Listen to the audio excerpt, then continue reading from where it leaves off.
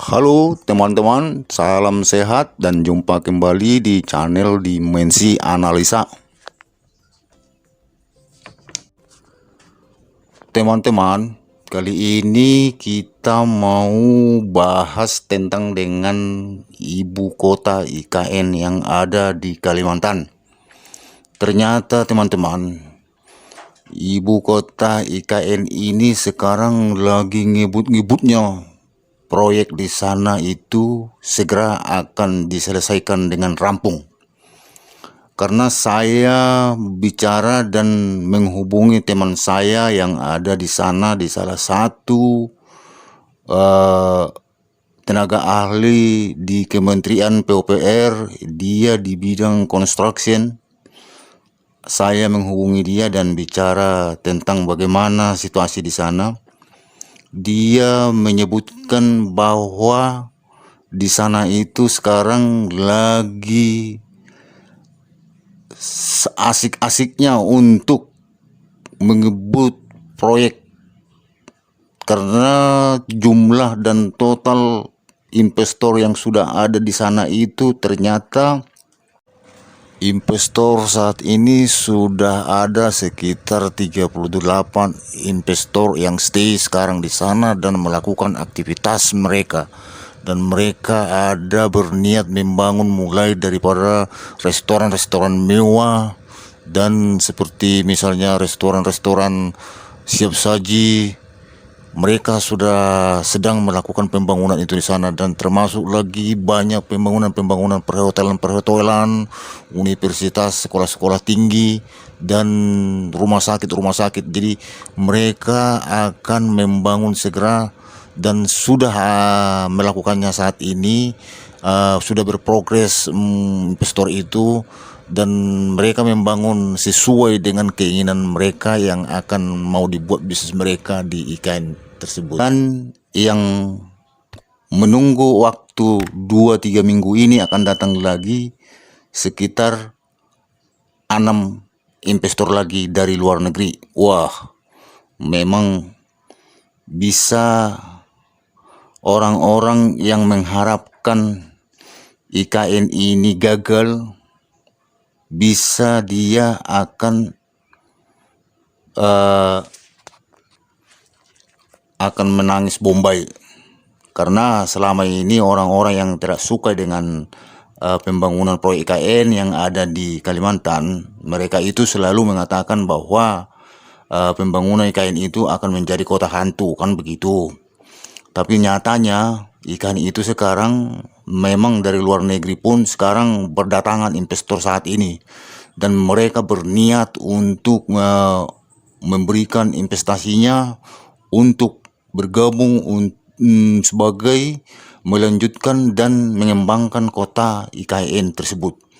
Salah satunya yang akan datang dan sudah disepakati dan sudah dilakukan MOU, akan dilakukan proyek besar yang akan dikerjakan segera. Apa itu proyeknya itu? Proyek jalan tol bawah laut. Wah, ini proyek baru pertama kali ada di Indonesia. Selama ini jalan tol itu adalah di atas tanah ataupun misalnya pakai tiang begitu kan, pakai tiang, dan ada juga yang tidak pakai tiang tapi di atas tanah dia. Itu namanya jalan tol yang ada di Indonesia. Tapi kali ini jalan tol ini akan dihubungkan dari bawah laut. Jadi jalan tol ini kemana saja dia punya jalur. Jadi jalan tol ini dihubungkan untuk menghubungkan kota baru, pusat kota baru dengan Balikpapan. Jadi seandainya dari Balikpapan dan sebaliknya juga dari Balikpapan ke pusat kota yang ada sekarang di IKN, orang sudah bisa melalui jalan tol bawah laut, yaitu kalau diperkirakan jalan sekarang, jalan darat bisa menempuh antara 2 sampai 2,5 jam.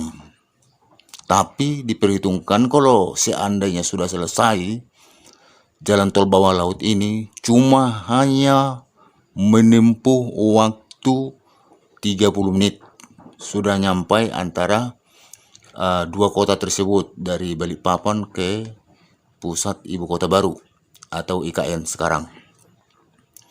Jadi panjang terowongan ini yang direncanakan akan dibuat antara 1,5 sampai 2 kilometer dengan 6 jalur.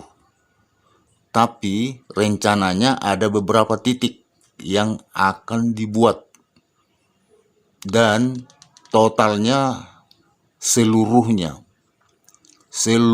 panjang yang akan dibuat totalnya itu sekitar 47 km di bawah laut.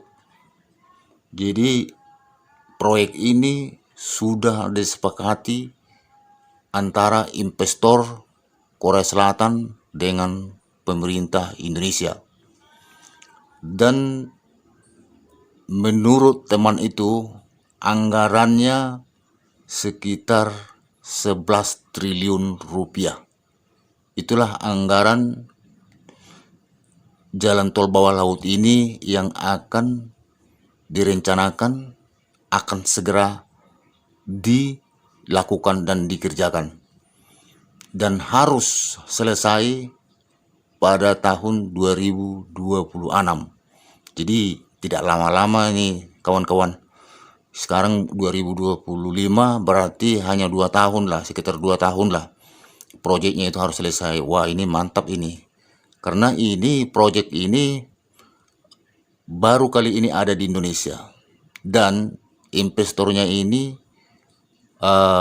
akan yang didatangkan dari Korea ini sudah melakukan dan membuat dan sudah berhasil membuat di beberapa negara seperti di Korea Selatan dan di Turki, dan ada di beberapa negara di daerah Arab dan Eropa. Jadi teknik-teknik seperti ini memang agak riskan juga, cuma gampang dilakukan menurut mereka. Gampang mengerjakannya daripada membor tanah, terowongan tanah gitu ya, semacam terowongan-terowongan di bawah gunung, atau ini lebih gampang. Cuma ini yang jelas harus benar-benar ketahanannya dengan tekanan air dan harus kedap air supaya nyaman orang berkendaraan di dalam nanti. Cuma itu sebenarnya yang paling perlu dan penting. Nah, jika ini nanti sudah benar-benar rampung, sudah siap dan selesai, maka mungkin dunia pun setelah ini akan memperhitungkan kemajuan teknologi Indonesia di bidang infrastruktur jalan raya. Pasti akan memperhitungkan. Karena apa? Sekelas Eropa, sekelas Jepang, Korea, ya, sudah ada ternyata dilakukan dan dibuat di Indonesia. Jadi bukan lagi soal hanya misalnya jalan-jalan tol yang biasa-biasa seperti yang ada kita lihat sekarang ya. Ini sudah beda bentuknya, ini di bawah laut. Jadi dunia pun akan memberikan apresiasi lah yang besar untuk Indonesia, terutama pembangunan kota IKN yang baru sekarang. Ya itu dia. Cuman seperti orang-orang pembenci, orang-orang yang tidak suka bahwa pembangunan ibu kota IKN atau ibu kota berpindah dari Jakarta ke IKN, ke Kalimantan, itu memang bukan sedikit juga orangnya, tapi jauh lebih banyak yang menyukai dan menginginkan bahwa Jakarta ibu kota segera pindah ke IKN sekarang ini. Memang banyak juga yang tidak setuju, tapi jauh lebih banyak yang setuju. Cuman yang pembenci selama ini, pembenci pemerintah yang mengatakan bahwa IKN itu pasti gagal dan IKN itu akan menjadi kota hantu, itu memang barisan sakit hati. Kita tahu sengaja mereka mengumbarkan kata-kata itu sengaja mereka memberikan bahasa-bahasa seperti itu supaya orang-orang misalnya yang selama ini optimis akan pembangunan daerah ibu kota yang baru itu, mereka yang merasakan bahwa itu akan dibangun dengan selesai, maka mereka merubah pikiran-pikiran yang optimis selesai tadi menjadi kacau lagi pikirannya, dan kemungkinan mereka mempengaruhi pikiran-pikiran orang-orang yang ingin dan setuju, siapapun orangnya,